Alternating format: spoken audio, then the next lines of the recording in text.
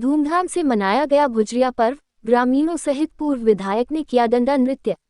रक्षाबंधन के दूसरे दिन भुजरिया का त्योहार मनाया जाता है।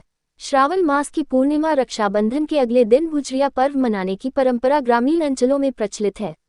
भुजरिया यानी इस दिन जल स्रोतों में गेहूं के पौधों का विसर्जन किया जाता है। परसवाड़ा क्षेत्र के ग्राम नाटा में हर साल की तरह इस साल भी मंगलवार को भुजरिया का पर्व बड़े धूमधाम से मनाया गया। गांव में ही उन्होंने भुजरियों की परिक्रमा कर सुख समृद्धि की कामना की और कजली गीत गाए। इसके बाद बच्चे, महिलाएं ये यात्रा गांव के प्रमुख मार्गों से होकर तालाब तक पहुंची। यहां पर भुजरियों की टोकरी विसर्जित कर भुजरियां अपने घर लाईं। बता दें, ग्रामीण महिलाओं ने घर में बोई गई भुजरियों की पूजा की। इसके बाद लोकगीत गाते हुए महिलाओं ने नदी में भुजरियों का विसर्जन किया। भुजरिया लेकर गांव के सभी लोग एक दूसरे को बधाई देकर बुजुर्गों से आशीर्वाद लेते दिखे। यहां ग्रामीण मिलकर ग्राम में एकत्रित होकर लोकगीत गाते हुए डंडा नृत्य करते हैं।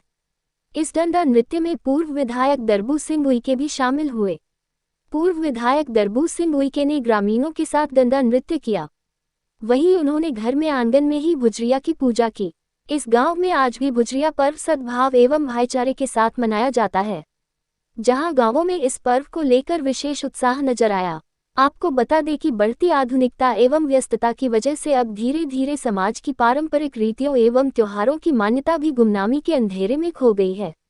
एक दशक पहले रक्षाबंधन के दूसरे दिन मनाए जाने वाले भुजरिया पर्व को लेकर जबरदस्त उत्साह नजर आता था, जहां गांवों के साथ शहरों में भी बच्चे, युवा और बुजुर्ग एक दूसरे को भुजरिया देकर आशीर्वाद हासिल करते थे। लेकिन अब भुजरिया की परंपरा गांवों तक सिमट कर रह गई है। युवा पीढ़ी भुजरिया मनाने की परंपरा को भूल चुकी है। बच्चे अब भुजरिया का मतलब नहीं समझते। समाज और परिवार में आपसी भाईचारा और प्यार का संदेश देने प्राचीन काल से भुजरिया मनाने की परंपरा चली आ रही है।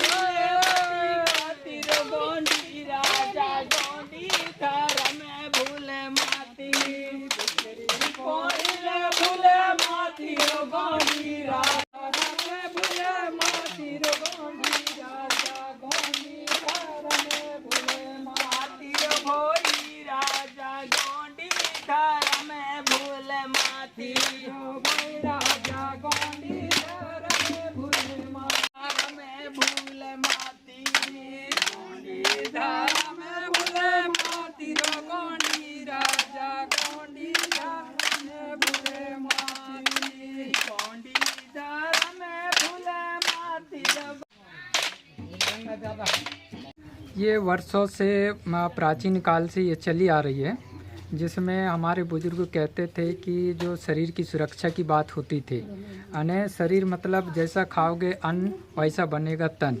तो इसमें जो है अभी का जो सीज़न है, ये सीजनेबल गेहूं और मड़िया और कुटकी होती थी, जिसे गवर्नमेंट मिलेट के रूप में प्रोत्साहित करती है। तो अभी ये हमारा जो उद्देश्य था पहले जो है ये रक्षाबंधन के रूप में शरीर की सुरक्षा के लिए जो मड़िया का दाना होता था, उसमें वो गले में या हाथ में ताबीज टाइप का बांध दिया करते थे। अभी तो ये राखी वाखी के चलन ये बात की प्रक्रिया है। पहले गठुन की बात आती थी, वो जो उसमें हाथ में बांध देते थे ताकि आने वाले समय में शरीर की सुरक्षा रहे और अच्छा खान पान हो। और ये जो गेहूं का अनाज होता है, इससे जो ये कजलिया बनाते हैं, जिसको खुजली भी बोलते हैं, भुजली भी बोलते हैं, तो इसको जो है अभी ले जाएंगे तालाब में। इसके बाद में इसका जो मिट्टी को तालाब में डाल देंगे और बची शेष जो है ये जो क्या नाम गेहूं के बाल जो है, इनको लेके आएंगे और बहन बेटियां सा परिवार एक दूसरे को देंगे और मिलन होगा, एक दूसरे का प्रेम होगा और पूरे गांव में भेंट भलाई का काम भी होगा। तो ये वर्षों वर्षों से चला आ रहा है। ये किसानों की त्यौहार है, प्रमुखता से अगर कहा जाए तो किसानों का त्यौहार है, किसानों से जुड़ी हुई है प्राकृतिक रूप से, ताकि ये जो आने वाले टाइम में गेहूं का सीज़न आएगा, गर्म होती गेहूं और कुटकी होती है, तो अब जो है इसके बाद सावन भादो कुंवार तक ये बोनी शुरू हो जाती है।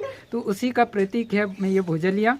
और अब जो है किसान अब दूसरी जो ये जो फसल है, गेहूं साइड की फसलें हैं, ये फसलें अब वो कर सकता है, रबी की फसलें लगा सकता है आने वाले समय में। तो उसको अब जो है ये हर्षोल्लास के साथ मनाया जा रहा है और सब लोग परिवार सपरिवार मिलते हैं और ये 2 दिन का त्यौहार होता है। पहला दिन आ रहा, आज ये दूसरा दिन है, दूसरा दिन में ये विसर्जन होगी। ये इसमें दरअसल ये सैला पारंपरिक नृत्य होता है जो बुजुर्गों के द्वारा सैला नृत्य किया जाता था। इसमें उस चीज़ को बताया जाता था कि कैसे इस संसार की रचना हुई, कैसे आगे और चलना है इससे आने वाली पीढ़ी को। मतलब ये हुआ कि शरीर का एक्सरसाइज के साथ में ये सारा सिस्टम जुड़ा हुआ है। किसान जब वो खुश होता है तो अपने पूरा परिवार सपरिवार सहित वो नृत्य करता है, सामूहिक नृत्य करता है। और एक गांव में, जैसा आपने देखे होंगे, शहर में ऐसा माहौल नहीं मिलता। शहर में क्या होता है कि पास पड़ोस वाला व्यक्ति एक दूसरे को पहचानता नहीं, पर यहाँ गांव में पूरा गांव के लोग मिल करके इस त्यौहार को मनाते हैं और नृत्य करते हैं। उस नृत्य को सैला बोलते हैं और सैला में जो है प्राचीन परंपरा नृत्य छुपा हुआ है, उसका कला छुपा हुआ है। और उसमें अगर हम देखते हैं नज़दीक से में जाकर तो पूरा विज्ञान छुपा हुआ है उसमें।